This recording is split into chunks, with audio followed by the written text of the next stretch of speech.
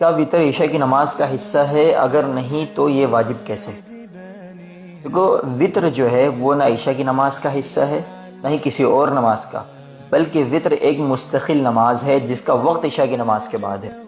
اللہ کے نبی صلی اللہ علیہ وسلم نے فرمایا، حضرت ابو ایوب رضی اللہ تعالیٰ عنہ کی روایت ہے، فرماتے ہیں الوطر حق واجب، وطر حق ہے اور واجب ہے۔ اسی طرح ایک اور روایت میں اللہ کے حبیب صلی اللہ علیہ وسلم کا ارشاد ہے، اجعلوا آخر صلاتکم باللیل وطرا، وطر کو رات کی آخری نماز بناؤ، اور اس میں لفظ اجعلوا یعنی امر کا صیغہ ذکر کیا گیا، یعنی حکم کا صیغہ۔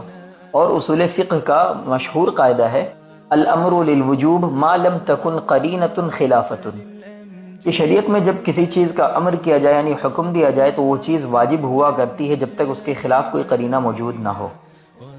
اور اسی طرح ایک اور روایت میں اللہ کے حبیب صلی اللہ علیہ وسلم کا ارشاد نقل کیا گیا ہے، الوطر حق فمن لم یوتر فلیس منا، الوطر حق فمن لم یوتر فلیس منا، الوطر حق فمن لم یوتر فلیس منا۔